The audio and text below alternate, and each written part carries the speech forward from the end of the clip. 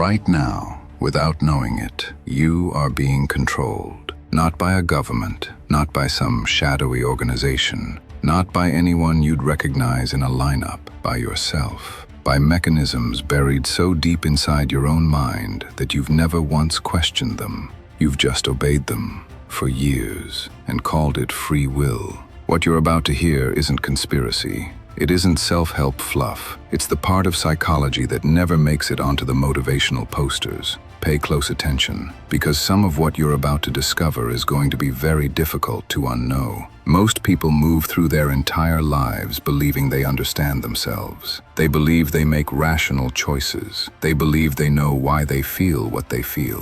They believe that when they're kind, it's genuine, and when they're cruel, there was a reason. But here's the problem. Human behavior doesn't work that way. Beneath every decision you make, every fear you carry, every person you're drawn to, every time you sabotage yourself just when things start going well, there is a system running in the background, a hidden architecture, and most people will spend their entire lives inside it without ever once seeing it. Psychology has studied this for over a century. Philosophers have wrestled with it for millennia, and yet the most unsettling findings, the ones that should be taught in every school, stay buried in academic papers and obscure texts. That ends today. This video isn't going to diagnose you. It isn't going to hand you manipulation tricks. It's going to show you the machinery, and once you see it, you don't get to unsee it. 6 facts, strange, dark, and deeply real. Let's go. Here's something most people never stop to consider. The version of yourself you show the world, it's not the full picture, not even close. Try this right now. Think of someone who genuinely irritates you, someone whose behavior bothers you in a way that feels disproportionate. Maybe it's a coworker who always needs to be the center of attention. Maybe it's someone whose arrogance makes your skin crawl. Maybe it's a friend who never takes responsibility, and just being around them feels like fingernails on a chalkboard. Got someone in mind? Here's the part that's going to be uncomfortable. Carl Jung, one of the most important thinkers in the history of psychology, spent decades studying a pattern that most people refuse to accept. He found that the traits which provoke the strongest reactions in us often point directly back to parts of ourselves we've refused to acknowledge. He called it the shadow. Not evil, not darkness in a horror movie sense, just the accumulated weight of everything you've buried, every impulse you were told was wrong, every desire you felt ashamed of, every part of you that didn't fit the story you needed people to believe. Here's how it happens. As a child, you started noticing, fast, which parts of you got warmth and approval, and which parts got silence, disappointment, punishment. So you pushed the unacceptable pieces down, deep,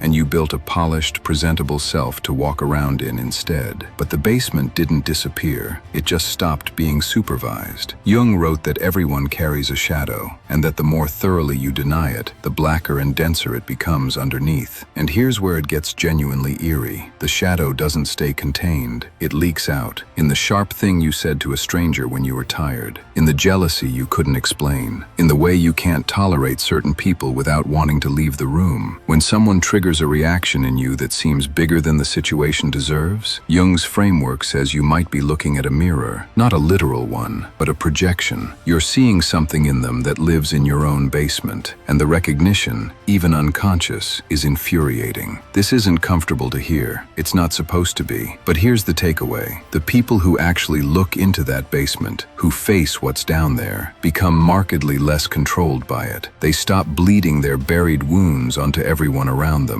The person who has never examined their own darkness doesn't have less of it. They just have less say in when it surfaces. And that's just the first fact. What comes next? It's something you've almost certainly done, and you probably had no idea. This one might sting. Stay with it anyway. Have you ever helped someone and then felt quietly resentful when they weren't grateful enough? Have you ever given advice nobody asked for and told yourself it was for their benefit while some part of you wanted to be needed? Have you ever noticed, weeks after doing something generous, that you were keeping score? If any of that landed, and it probably did, you've experienced what psychologists call covert aggression. Here's what that means. Hostility disguised so completely, even the person performing it doesn't recognize it as hostility. Niccolò Machiavelli, the Renaissance thinker who made a career out of studying raw human power, understood something that most people still resist centuries later. Kindness, generosity, and helping behavior are not always what they appear to be. He observed that people almost universally prefer to appear virtuous while pursuing self-interest, and that this combination, looking good while getting what you want, is extraordinarily effective. He wasn't condemning it. He was just describing what he saw. Now picture this. Someone in your life constantly volunteers advice.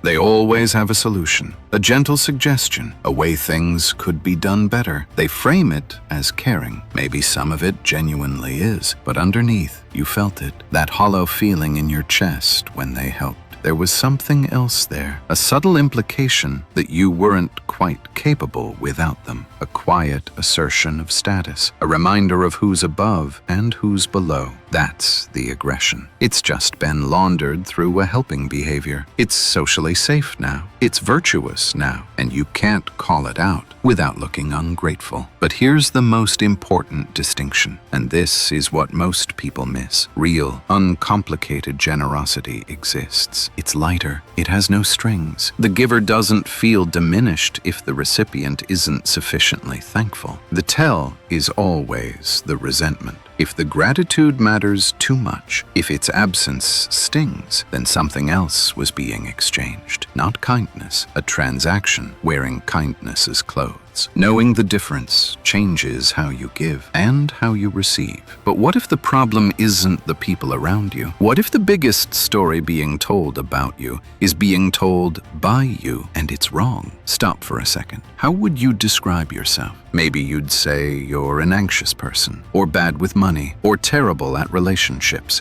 or just a realist, not a dreamer. Here's the dark part. Every single one of those descriptions was written by someone else, in situations you may not even clearly remember, by teachers, parents, early experiences that carved a groove into your sense of self before you had any ability to evaluate the claim. And then you accepted the labels, internalized them, made them you. And here's where it gets disturbing. Once you accepted those labels, your brain started defending them. Not because they're accurate, but because predictability, even painful predictability, is something your brain desperately prefers over uncertainty. Your brain will actively filter incoming information to keep your self-concept intact. Think about that. Not to help you grow, not to show you the truth, to keep the story stable. If you believe you're bad at math, you'll unconsciously avoid situations that challenge that belief. If you believe you're unlucky, you will genuinely perceive your luck as worse than it statistically is. If you believe you're not a creative person, you will consistently miss evidence that you are. You are not remembering your life, you are editing it in real time to fit the narrative. Friedrich Nietzsche, who spent his entire philosophical career dismantling the comfortable fictions people build their lives around, put it in a way that cuts deep. The individual has always had to struggle to keep from being overwhelmed by the tribe.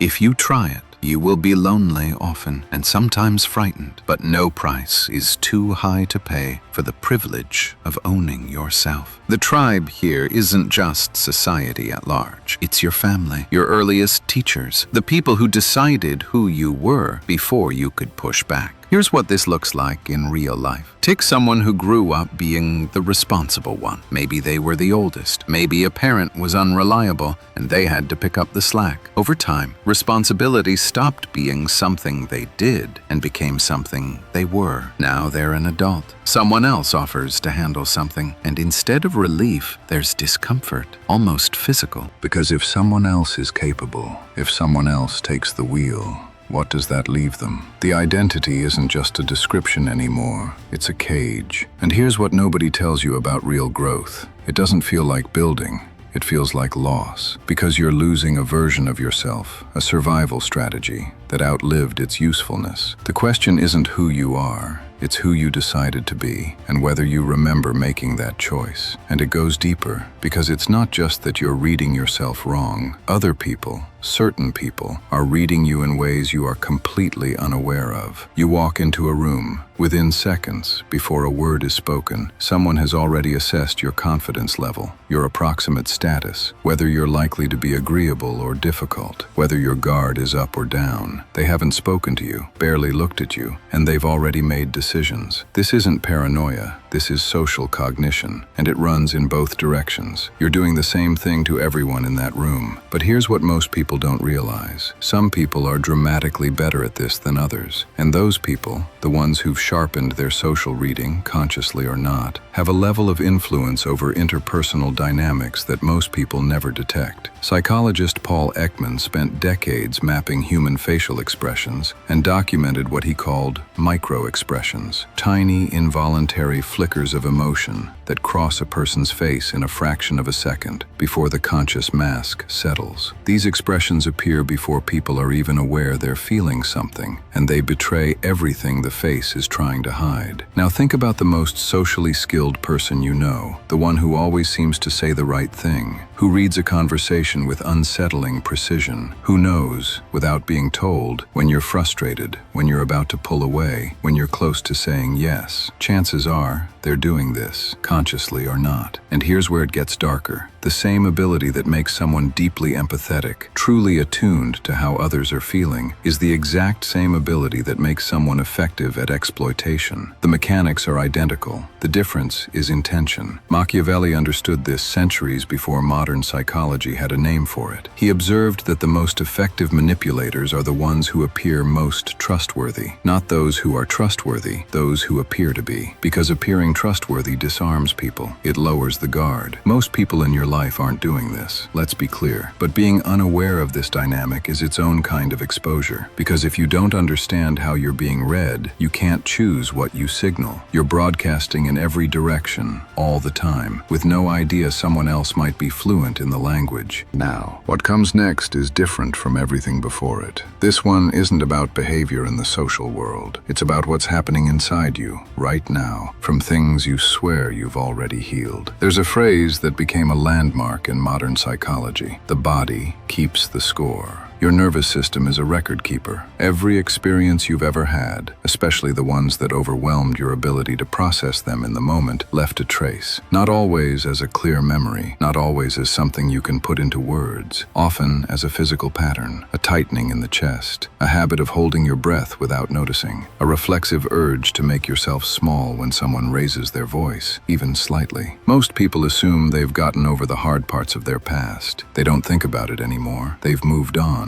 They're fine. But the nervous system doesn't operate on the same timeline as conscious memory. Here's a scenario. Stay with me. A person grows up in a house where conflict was unpredictable. Nothing they'd call traumatic, no single dramatic event, just an environment that required constant alertness, reading the room, managing other people's moods, going invisible when things got tense. Decades pass. They're in a healthy relationship now, a loving one. And yet, every time their partner seems even slightly annoyed, something seizes in their chest. They start over-explaining, over-apologizing. The fear response is immediate and physical, and the intellectual part of them knows everything is fine, but the body doesn't, because the body is still in the old house. That's not weakness. That's the nervous system doing exactly what it was trained to do, keep you safe in an environment that no longer exists. The pattern is still running. The house is gone. The pattern remains. Jung captured this with a line that is almost unsettling in its precision. Until you make the unconscious conscious, it will direct your life, and you will call it fate. The person who keeps choosing emotionally unavailable partners isn't unlucky. The person who self-destructs every time they approach success isn't weak. The person who shuts down or explodes without knowing why isn't irrational. They're being governed by experiences their body never finished processing. And here's the most important thing to understand. Stopping yourself from thinking about something is not the same as healing it. Willpower won't reach it. Positive thinking won't reach it. What reaches it, slowly, imperfectly, is understanding where the pattern came from, building the safety that was missing the first time. Most people are living the consequences of things they swear they've already dealt with. The proof isn't in the memory, it's in the pattern. We've been building to this one. Out of everything in this video, this last fact is the one that most people will reject the hardest. Not because it's wrong, because it's true. This is perhaps the most disturbing fact in this entire video, because it doesn't just apply to historical villains. It doesn't apply only to people you disagree with. It doesn't apply to people who are somehow weaker or less moral than you. It applies to you, to everyone. In the 1960s, Stanley Milgram, a psychologist at Yale University, conducted one of the most unsettling experiments in the history of behavioral science. Ordinary people were brought in, no prior screening, no specific profile, just everyday volunteers pulled from regular life. Each person was placed in a room with someone they believed was a scientist. They were told they were participating in a study on learning and memory, and they were instructed to administer electric shocks to another person in a separate room, shocks that increased in intensity with each round, all the way up to a level the board labeled danger, severe shock. The person in the other room wasn't actually being shocked. They were an actor. The pain sounds were recordings. The whole setup was staged, but the participants didn't know that. They heard screaming. They heard begging to stop. And when they hesitated, when they looked at the scientist and said they didn't think they should continue, the scientist calmly said 4 words: "Please continue the experiment." Nothing more. No threats, no coercion, just calm, institutional authority. 65% of participants administered what they believed were potentially lethal shocks. Not soldiers, not criminals, office workers, teachers, people who would describe themselves as decent, caring, ordinary human beings. Milgram's conclusion was devastating. It is not sadistic psychology that leads to atrocity. It is obedience. It is the human tendency, deep, ancient, biological, to defer to authority, to go along with the group. And it's not just obedience to people in authority. Solomon Asch showed something even simpler and more disturbing. In his experiments, he showed participants a line on a card and asked which of 3 other lines matched its length. The answer was obvious, unmistakably obvious. But when everyone else in the room, all actors, gave the wrong answer, a third of participants simply agreed, not because they couldn't see the truth, because social rejection felt more threatening than factual error. Social rejection,